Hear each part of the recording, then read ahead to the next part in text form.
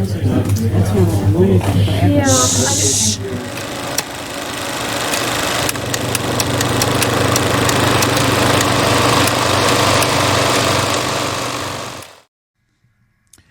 welcome back to Reactioncast. It's your host, Jesus, aka Tyrant Dominus, and today we're diving into Mercy, the latest sci-fi thriller that dropped straight into 2026 with a high-tech punch and a moral dilemma so messy even AI couldn't untangle it cleanly.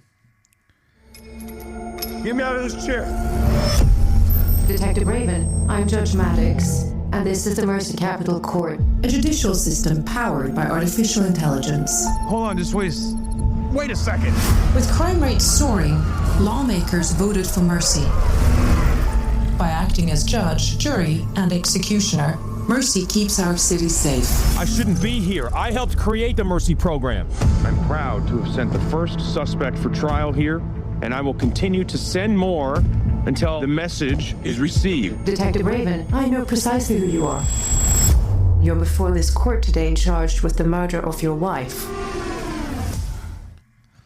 So let's talk plot. And don't worry, no, I'm not going to be spoiling it here. Set in the near future of Los Angeles, crime is on a rise and the justice system is broken. So what's the solution? Apparently letting an AI named Mercy program handle trials.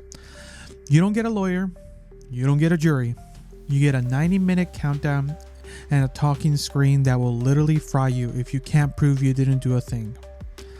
Our guy Chris Raven, played by Chris Pratt, wake up already on trial, accused of murdering his wife. He has no idea how he got there, and neither do we at first.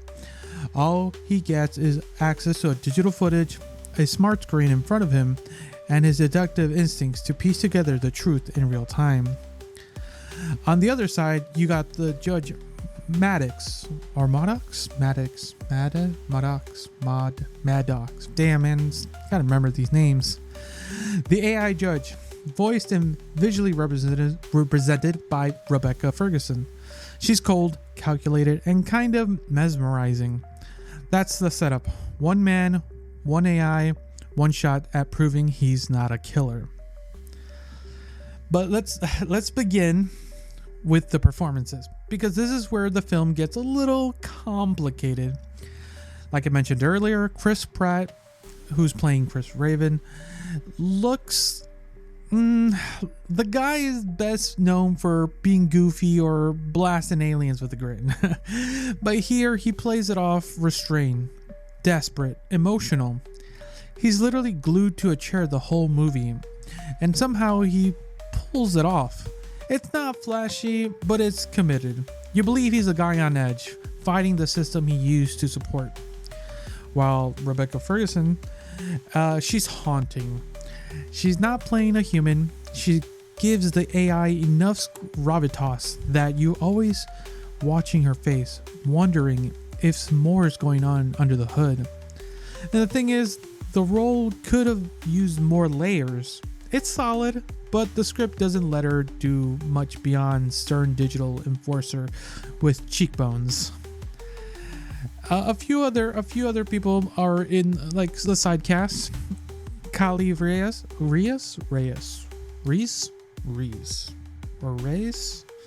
Anyways, the person who plays Raven's partner has some grit, and Annabelle Wallace as the wife in question shows up mostly in like flashbacks and some data streams.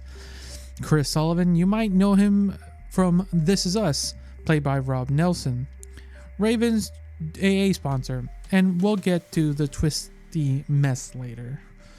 Overall, the actors commit, but it feels like they're working inside a box that script locked them into it. So time for the plots. This movie starts strong. The real-time concept is a fun hook. 90 minutes on the screen time equals 90 minutes of trial time. You're in it with Raven, scrolling through footage, analyzing text, catching little clues. There's a good 10 minutes where it feels like the Minority Report on a budget, but I was vibing with it. But then, oh boy, it gets messy. twist pile on twists, their secret files, weird culty subplots, a possible affair, corporate espionage, yeah, and potentially even a bomb plot. No joke. It spirals out into an action thriller nonsense that totally undercuts the tight surreal mystery it starts as. Worse, the film doesn't know what it wants to say. Is AI good, bad, unnecessary evil, revolutionary savior?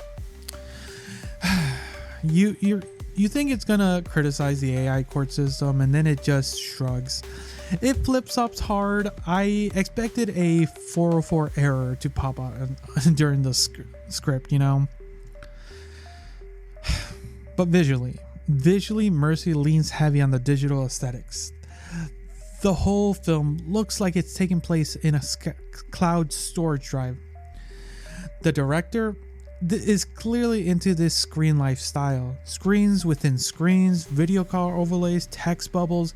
It works at first, but eventually it kind of gets old pretty fast.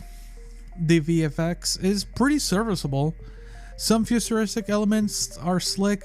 The AI courtroom void, those hovering jet bikes, nothing groundbreaking here. The action sequences, especially the third act, looks like they're rendered in last gen tech. And the score does its job. It pulses with tension, builds atmosphere, but it's not that memorable. It's the kind of score you forget 2 minutes after the credits roll.